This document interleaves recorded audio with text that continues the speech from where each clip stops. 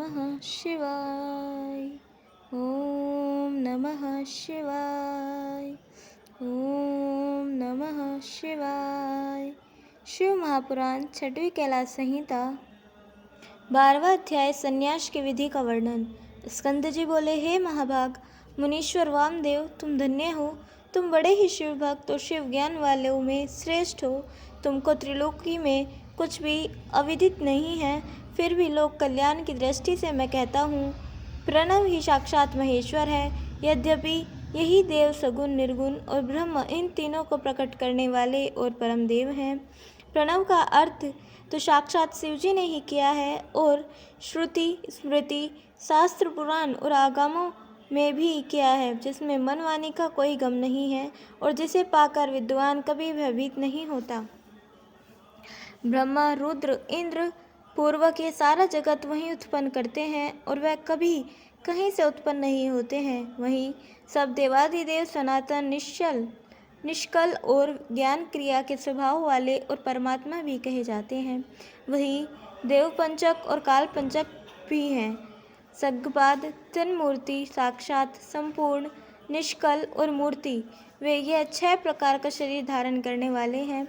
शब्द की शक्तियों से भी वे स्फुरित होते हृदयों में विराजमान रहते। अपनी मनोन्मयी शक्तियों से वाम भाग में विभूषित हैं।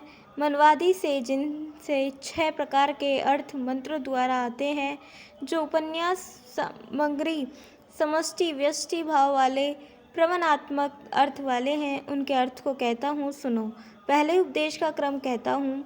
हे महाराज, लोक में 4 वर्ण विख्यात हैं। इनमें 3 के लिए ही वेदाचार कहा गया है। शूद्र वेद का अधिकारी नहीं है, उसे केवल सेवा ही करने को कहा गया है। शेष 3 वर्ण अपने ही आश्रम में रत रहें।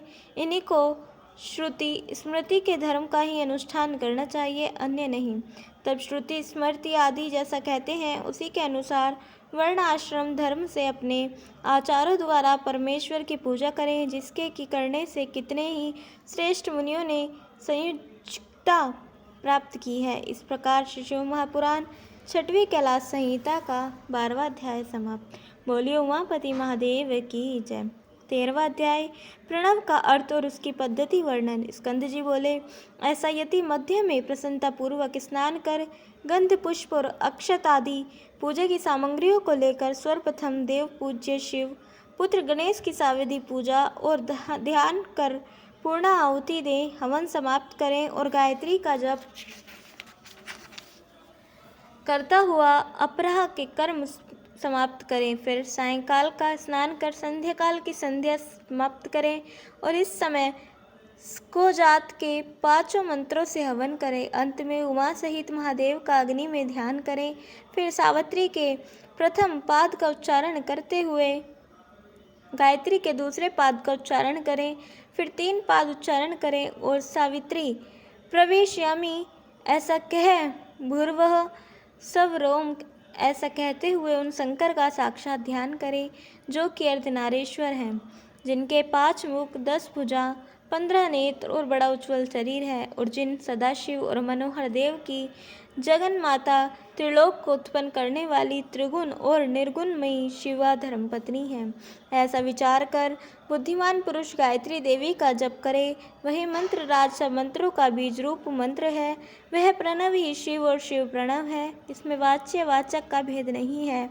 इसी महामंत्र को काशी में शरीर त्यागने वाले को मरते समय उपदेश देकर शिवजी मुक्त करते हैं। इस प्रकार से शिव महापुराण छठवीं कैलाश संहिता का 13वां अध्याय समाप्त। बोलिए उमापति महादेव की जय। कल हम सुनेंगे 14वां अध्याय प्रणवार्थ शिवरूप वर्णन और 15वां अध्याय उपासना मूर्ति वर्णन। तब तक के लिए जुड़े रहें। हर हर महादेव।